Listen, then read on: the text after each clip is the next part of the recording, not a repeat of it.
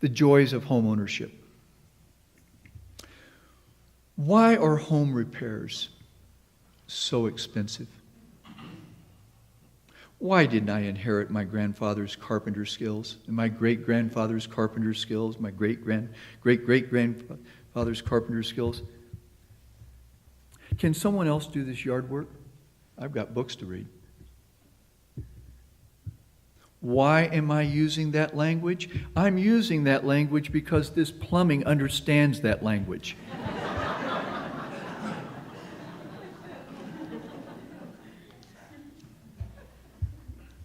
1980, joining the Unitarian Church. Why should we go to church? I've been down that road. Isn't reading the Salt Lake Tribune, drinking coffee, and watching the Sunday morning news programs a spiritual experience? Am I going to have to learn more Bible verses? Okay. I'll go, but I want to hear the sermons. Teaching. How do I teach students who have 3 and 4 jobs? Students, employees, spouses, parents. When do my students sleep? How should I change my rule? No one sleeps in my classes. Why am I knocking myself out to teach students who don't study? Why do many students do the minimum but expect the maximum? Should I be afraid of teaching online classes? I've got colleagues who'll say they'll retire first before doing that. Why do my students praise the Constitution but they don't vote? Why are my students very computer literate, but they cannot write a grammatically correct paragraph? Why am I seeing so many tattoos and esoteric body art? Hopefully I'm not sounding like Socrates in his criticism of the degenerate youth of Athens. Today, October 5th, 2014. Is it ISIL or ISIS? Are these non-state actors freedom fighters or modern-day Nazis? If we see regional civil war in Syria and regional civil war in Iraq, then should U.S. troops be fighting there? Can we use violence to end violence? Seemingly a disconnect. What if the man who dashed into the White House went into the East Room and down the East Room to the Green Room? I can picture it so well.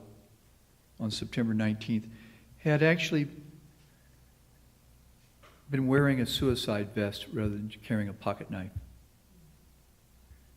America's house, the White House, would have been a pile of splintered wood. That photo would have been communicated throughout the world. What message would it have sent throughout the world and also to us? If President Obama were standing here by me right now, then what would you want to say to him? In 2009, he received the Nobel Peace Prize, in part, I think, because he was not George W. Bush. Since then, he has approved drones and assassinations. Perhaps could this be why his hair is turning gray and white? Is climate change real? Is global warming real? If so, what should we do? Should I feel really good about the 20 new solar panels on our roof? What more should I be doing? Clean water, clean air, clean food, the essentials of life. What should we be doing to guarantee this for all? How should we respond to unspeakable violence, terrible suffering, scary uncertainty, unknown but anticipated future problems? And then there's always the Utah State Legislature.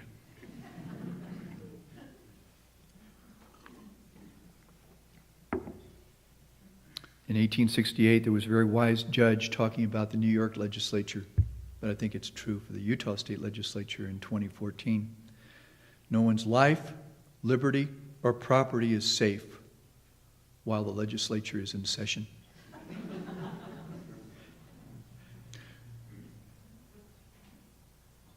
Will the legislature someday approve its own drones?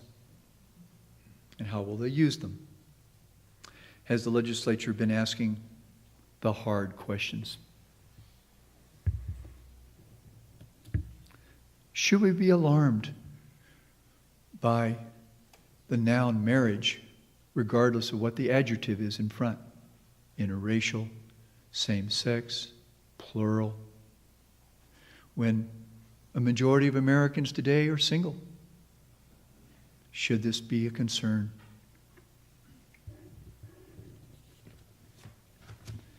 Can we brainstorm and work the problems, confront the confusion, the uncertainty, the ambivalence, with action that is human and humane? After all, aren't we a nation of problem solvers?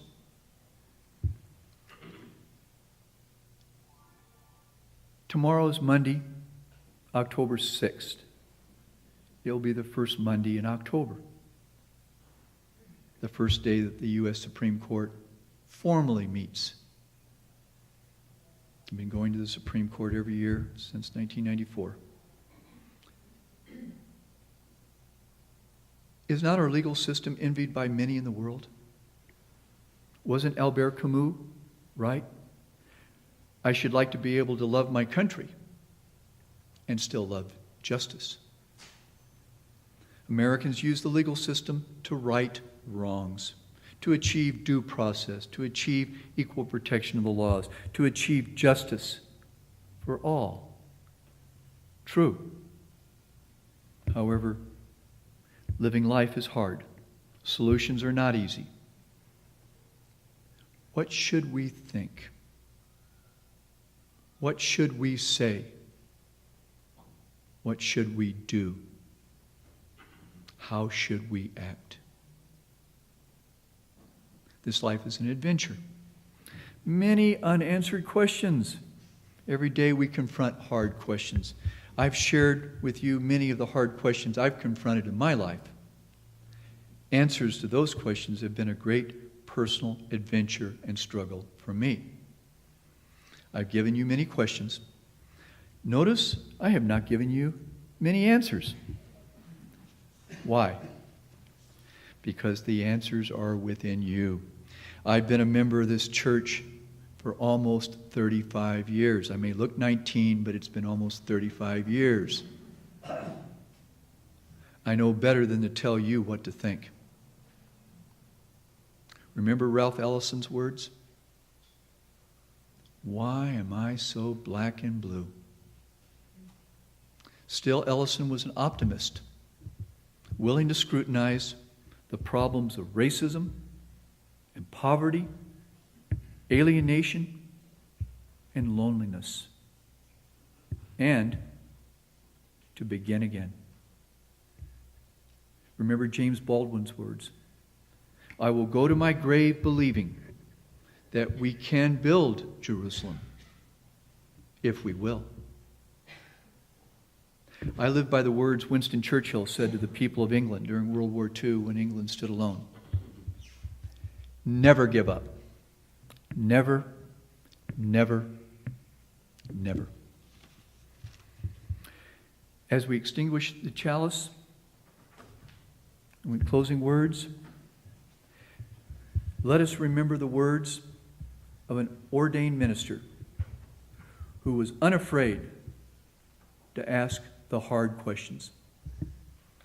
In 1968, a week before he died, Dr. Martin Luther King Jr. said, "Cowardice asks the question, is it safe? Expediency asks the question, is it politic? Vanity asks the question, is it popular? But conscience asks the question, is it right?"